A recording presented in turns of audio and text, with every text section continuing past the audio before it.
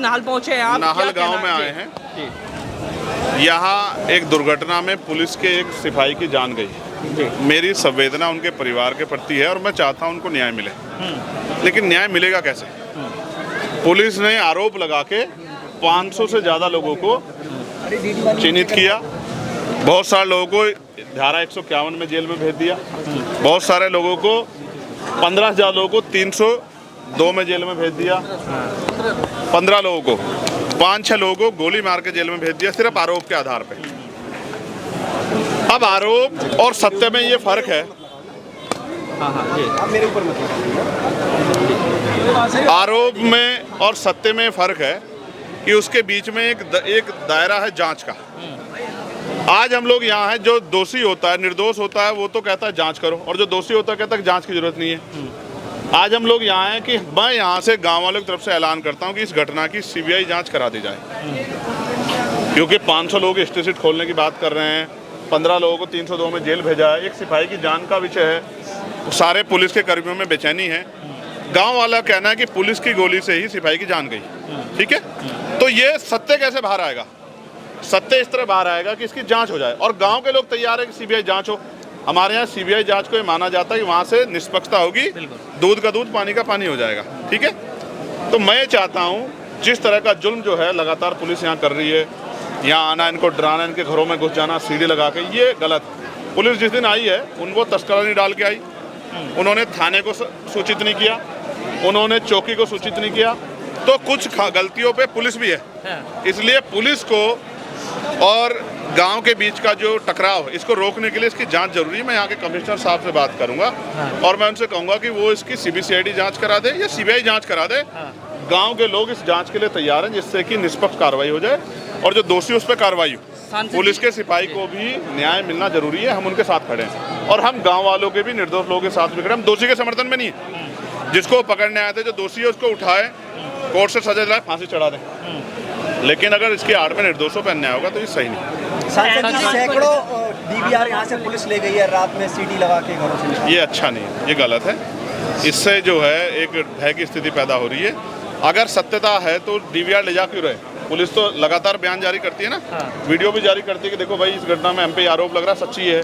तो वो अगर गोली चली है और गोली लगी है और आम आदमी द्वारा लगे तो उस वीडियो को भी जारी कर दीजिए, एविडेंस के तौर पर रख ले। जी जी सांसद जी, जहाँ घटना घटी है वहाँ पर सीसीटीवी कैमरे थे, उसकी भी डीवीआर निकाल ली गई, और जिस घटना जो घटना हुई है वो सीसीटीवी में कैद है। पुलिस क्यों सार्वजनिक नहीं कर रही है? मैं भी आपसे ये कह रहा जो है, इसीलिए हम लोग जांच की मांग कर रहे हैं ना जी, इसीलिए हम लोग जांच की मांग करें, सीबीआई जांच हो जाए, जिससे दूध का दूध पानी। जो दोषी होगा हम उसका समर्थन नहीं करेंगे, लेकिन निर्दोष पे कार्रवाई ना हो, इसका ये तो कानून भी कहता है ना कि निर्दोष पे कार्रवाई नहीं होनी चाहिए। ये गलत है, ये गलत है। इस प्लान के माहौल को रोकने के लिए हमारे लोग 26 तारीख से यहाँ लगे हुए हैं, लगातार प्रशासन से बात कर रहे हैं, ज्ञापन दे रहे हैं, और गांव में भी आ रहे हैं। अभी तक मुझे जानकारी थी यहाँ पीएससी लगाई गई थी, आज पीएससी हटाई गई। सांसद जी, आपके प्रतिनिधि मंडल ने भी आवाज उठाई थी कि गांव में जो है जी जी देखिए, अहमदाबाद की घटना पे मैं ये कहना चाहता हूँ कि मैं अभी दुबई गया था 6 तारीख को। एयर इंडिया की फ्लाइट से मुझे दुबई जाना था, 7:20 की फ्लाइट थी। 2 घंटे पहले 2 घंटे में बताया गया कि एयरक्राफ्ट में कुछ टेक्निकल फॉल्ट है, वो ठीक किया जा रहा है। वो फॉल्ट ठीक नहीं हुआ। 3 घंटे बाद हमें एयर इंडिया के दूसरे एयरक्राफ्ट से दुबई के लिए कहा गया कि आप इससे जाएंगे। एयर इंडिया के मोस्टली एयरक्राफ्ट में इस तरह की परेशानी खबर आ रही।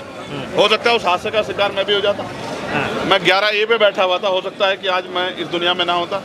इसलिए मैंने कल लेटर लिखा था जो हमारे केंद्रीय जो हैं नागरिक उड्डयन मंत्री हैं राम मोहन नायडू जी को, कि भाई आप इसकी ना पूरे एयरक्राफ्टों की जांच कराओ, क्योंकि लोगों की ज़िंदगी के साथ खिलवाड़ नहीं होना चाहिए। बहुत बड़े पैमाने पे खिलवाड़ हुआ, कितने लोगों की जान जो है चली गई है, उनके परिवारों को क्या होगा?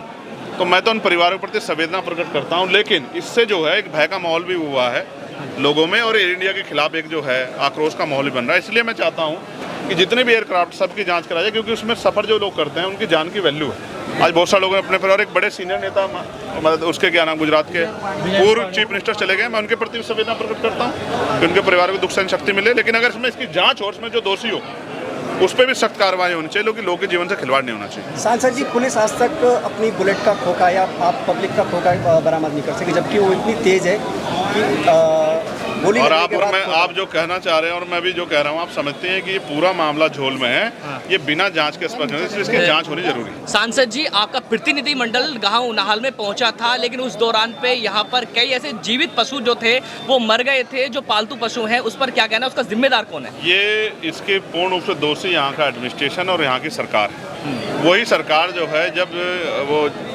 पशु पक्षियों की रक्षा की बात करती है, उनके जीवन सुरक्षा की बात करती है, तो यहाँ के जो पशु पक्षी थे उनको क्या जाति और धर्म के नाम पे देखा गया? उनकी सुरक्षा क्यों नहीं की गई? उनकी जान गई, इसका मुआवजा जो है इन परिवारों को मिलना चाहिए, क्योंकि डर के माहौल की वजह से वो गए हैं। क्योंकि जब जांच होगी तभी तो पता लगा, बिना जांच के आपने लोगों को भर दिया है, तो ये गलत है।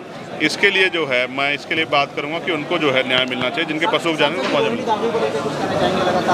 हाँ, ये बहुत इंपॉर्टेंट है आप लोगों के लिए। मैं आपको इसमें इतना ही कहूँगा, ये एक महिला के सम्मान से जुड़ा विषय है, तो मैं, क्योंकि मेरे परिवार ने संस्कार दिए कि मैं इस पर महिला सम्मान के प्रति बड़ा सजग हूँ, तो मैं जो भी अपनी बात है, क्योंकि मुझे पता लगा कोर्ट जा रही, मैं कोर्ट में कहूँ।